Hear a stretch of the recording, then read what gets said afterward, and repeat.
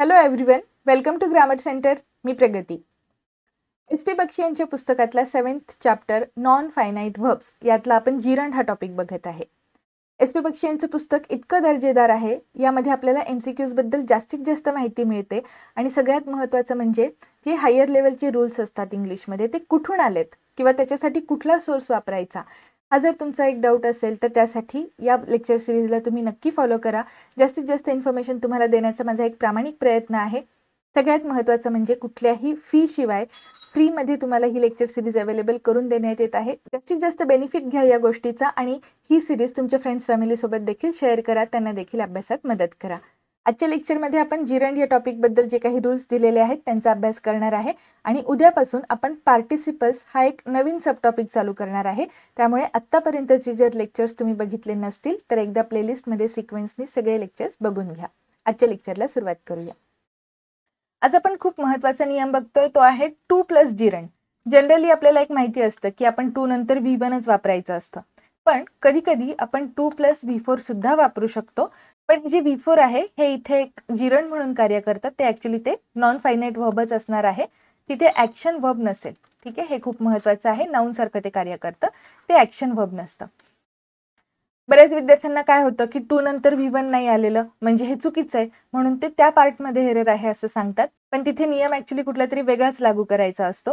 हे कन्फ्युजन दूर करायचं असेल तर हे जे आत्ताचे 2 नियम आपण बघणार आहे हे व्यवस्थित लक्ष देऊन बघा. आता इथे काही ठराविक फ्रेजेस दिलेले आहेत, त्यांचा आपण अभ्यास करणार आहे. हे जे वर्ब्स आहेत हे तुम्हाला सगळे एका ठिकाणी बघायला मिळतील. याची PDF आपल्या चॅनलवरती अवेलेबल आहे. टेलिग्राम चॅनल आहे आपला, तिथे तुम्हाला ही PDF अवेलेबल होईल. पूर्ण पुस्तकाची PDF आहे, तिथे तुम्ही ती डाउनलोड करून घेऊ शकता. हे सगळे रूल्स तुम्हाला व्यवस्थित लिहून काढायचे आहेत वहीमध्ये, त्यामुळे PDFची तर मदत घ्याच, शिवाय स्क्रीनशॉट सुद्धा आत्ता काढलं तरीही चालेल. इथे जे काही शब्द दिलेले आहेत यांच्या सगळ्यांनंतर आपल्याला 2+ V4 वापरायचं आहे. कोणते कोणते आहेत बघूयात. Be use to. Be use to म्हणजे काय, इथे एक am is are was were यापैकी एखादं कुठलं तरी हेल्पिंग वर्ब येणार. टू बी म्हणजेच बीचं रूप असणार. त्यानंतर यूज टू हा शब्द येईल. Accustomed to, averse to, with a view to, addicted to, devoted to, in addition to, look forward to, object to, owing to, given to, taken to, disposed to आणि prone to. हे सगळे शब्द मी मुद्दाम वाचले कारण प्रत्येक शब्दानंतर जे काही व्हर्ब दिलेला आहे त्या प्रत्येक व्हर्ब नंतर आपल्याला टू हे प्रिपोजिशन दिलेलं दिसतं, पण तरीही आपल्याला V4 वापरायचं आहे, V1 वापरायचं नाही.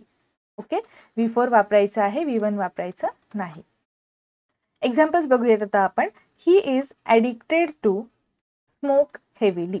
ॲडिक्टेड टू म्हटलेलं आहे म्हणजे तो त्या गोष्टीच्या व्यसनाच्या अधीन गेलेला आहे.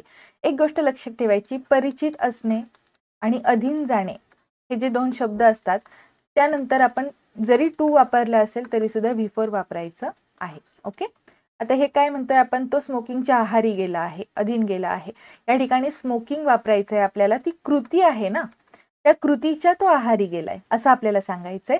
ते तिथे स्मोकिंग करणे या अर्थाने व्हर्ब म्हणून नाही वापरत आहे आपण, म्हणून टू स्मोक ऐवजी आपल्याला टू स्मोकिंग वापरायचं आहे. ठीक आहे. Next example, we go there with a view to study science. With a view to ही फ्रेज आलेली आहे, म्हणून आपण पुढे स्टडीच्या ऐवजी काय वापरायला पाहिजे, studying. Next example, he is used to getting up early in the morning. Use to आहे पण त्याच्या आधी बीचं रूप वापरलंय, त्यामुळे हे ING फॉर्मच येणार. गेटिंग अप म्हणजेच गेटअप हे आपलं एक फ्रेझल व्हर्ब आहे जे अशा पद्धतीने आपण कन्वर्ट केलंय. Next example, she used to dance before her marriage. आता या ठिकाणी यूज टू म्हणजे ही एक भूतकाळातली सवय होती आपली असं आपण सांगतो, त्यामुळे यूज टूचा वापर केलेला आहे. लक्षात घ्या, यूज टूच्या आधी कुठलंही हेल्पिंग वर्ब नाही वापरलेलं. Am is are was were यापैकी कुठलंही टू बीचं रूप आपण वापरलं नाही, म्हणून हे जे डान्स वापरलंय हे योग्य आहे. जर आपण शी इज किंवा शी वॉज असं वापरलं असतं आणि मग यूज टू वापरलं असतं ना, तर त्यानंतर मात्र आपल्याला कंपल्सरी डान्सिंग असं वर्ब वापरावं लागेल. ओके, असं स्ट्रक्चर इथे दिसत नाहीये, म्हणून हे दिलेलं वाक्य बरोबर आहे, यामध्ये कुठलीही मिस्टेक नाही. आता आपण जिरंडच्या बाबतीत आणखीन एक नियम बघूयात. The noun or pronoun before a gerund should be in possessive case. हे कशासाठी असतात ते सुद्धा आपण बघणार आहे.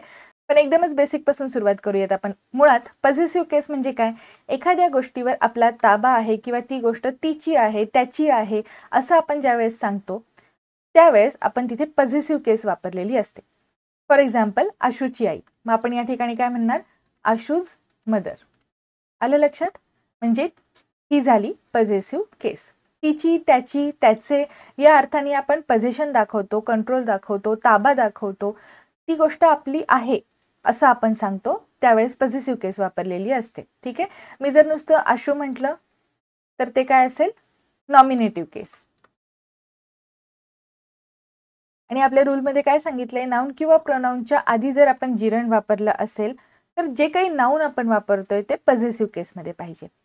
एक्झाम्पल बघूयात. I don't like him wasting time. मला त्याचं वेळ वाया घालवणं आवडत नाही असं आपल्याला सांगायचंय. त्यामुळे हिम जर म्हटलं तर आपण आय डोंट लाईक हिम म्हणजे मला तो आवडत नाही असं होईल. ही झाली ऑब्जेक्टिव्ह केस. वाक्याचा अर्थ बदलतो, चुकीचा होतो. आपल्याला काय सांगायचंय की त्याने वेळ वाया घालवलेलं मला आवडत नाही, त्याचं वेळ वाया घालवणं मला आवडत नाही. म्हणून या ठिकाणी आपण हीज वापरलं पाहिजे जी पॉझेसिव्ह केस आहे. Okay.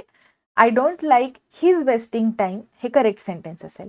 Next example. Gita insisted on Rohan going with her. गीतानी रोहनला तिच्यासोबत जाण्याचा आग्रह केला. आता इथे आपण एक जिरण वापरलंय, गोईंग हे V4 वापरलंय आणि त्याच्या आधी नाऊन आलंय. म्हणजे आपल्याला या ठिकाणी रोहन हे नाऊन पॉझेसिव्ह केसमध्ये पाहिजे. मग ही पॉझेसिव्ह केस आपण कशी करणार? एपॉस्ट्रोफी एस जोडून. ओके. रोहन्स गोईंग विथ हर हे करेक्ट सेंटेन्स असेल. थोडक्यात बघा, जर मी म्हटलं मीना हाऊस तर हे वाक्य चुकीचं आहे. आपण काय म्हणतो? मीनाचं घर म्हणजे काय? मीनाज हाऊस. दोन नाउन्स ज्यावेळेस जोडून येतात त्यावेळेस एक कुठलं तरी आपल्याला पोझिशन दाखवणारं असतं. त्यामुळे आपल्याला अशा पद्धतीने बदल करावा लागतो. ओके. एकदम सिंपल आहे. लास्ट एक्झाम्पल बघूयात. I saw him wasting time. आता इथे हे जे वाक्य आहे यामध्ये काहीही मिस्टेक नाही. हे आपण इथे जिरण म्हणून मुळात वापरलेलंच नाही. हे काय आहे? पार्टिसिपल. एकदम सुरुवातीला आपण पार्टिसिपल म्हणजे काय आणि जिरण म्हणजे काय हा सुद्धा डिफरन्स बघितला होता. जिथे आपल्याला ॲक्शन दिसते ते असतं पार्टिसिपल.